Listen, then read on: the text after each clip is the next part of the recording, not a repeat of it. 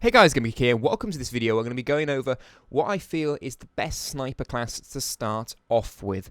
Now, there's no point in me making a video going across, a class which has lots of stuff in it, which you won't be able to get for quite some time, because, what's the point in that? You guys have just got the game. You want to know what's good to start off with, where's a good place to start, and then you can customize it to fit, what works best for you, because not everyone's going to stick with the exact same class. Everyone has their own preferences, their own play styles and things like that, but this is a really good place to start and something that you can sort of build up over time and then add in, change things around, whatever works for you basically. So if we go, create a soldier, go straight down to this loadout here. I chose the L115 as my go-to sniper. Now don't worry, I have tried the bottom two, just not on this particular soldier. So, but I've got the USR and the L115. These two are basically, I would say, the best two ones to go for.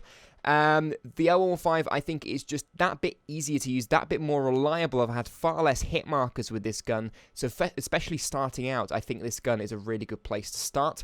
You may not have this straight away, but once you've been playing for just a little bit, you will unlock it, and I would definitely go with that one for sure. Now, to be honest, you don't really need to add any sort of attachments on. It is all down to preference.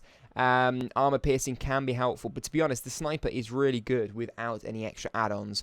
So we're just going to focus on other things right now. In terms of pistols, I found that the MP443 Grach with a silencer, and I'll explain the silencer in a minute. I found that pistol is very, very reliable. It's going to give you a good amount of accuracy, and you normally can take down enemies at short range. It's never really let me down. It's a good go-to pistol if you do get into short and close battles. You can sort of just take them out really quickly.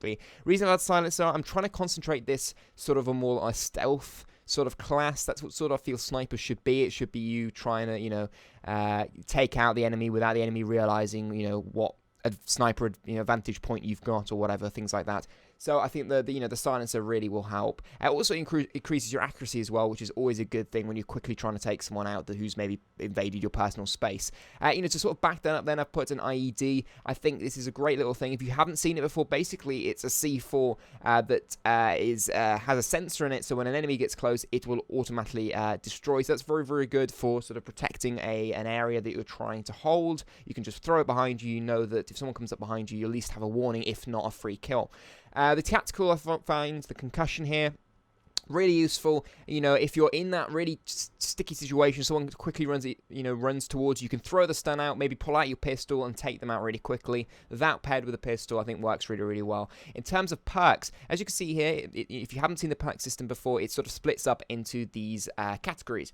Now, as you can see, I said I was concentrating more on stealth, and that's basically what I've done here. So as you can see, I've not got a lot unlocked, but these are the sort of things that I've got selected here that you will get unlocked fairly early, only rank 8. So take down, kill enemies without revealing their death locations. I think that's a really good one. Stealth, yet again, you can take out the enemies and they're not quite sure exactly where it's coming from. Dead silence, even better. Move really silent. You don't really want to sort of, make yourself aware. These are sort of self-explanatory. I'm just going to go through these quickly. Off the grid, undetectable by SATCOM, yet again, stealth. And then I think one from the awareness is always a good thing.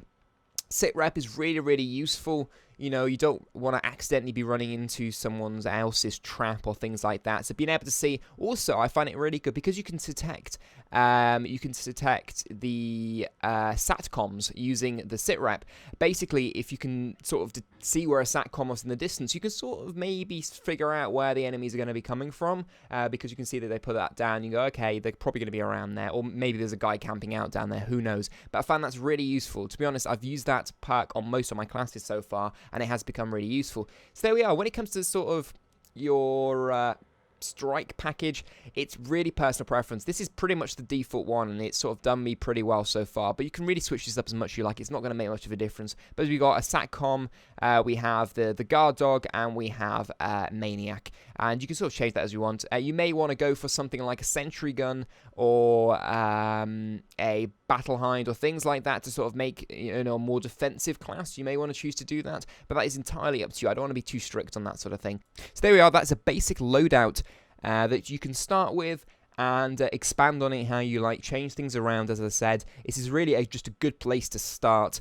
And yeah, have fun, mess around with things. Let me know any maybe things you found out that work better in the comment section down below. But like the video if you found it useful, subscribe if you're new, and I'll see you guys in the next video. As always, drink tea and game on.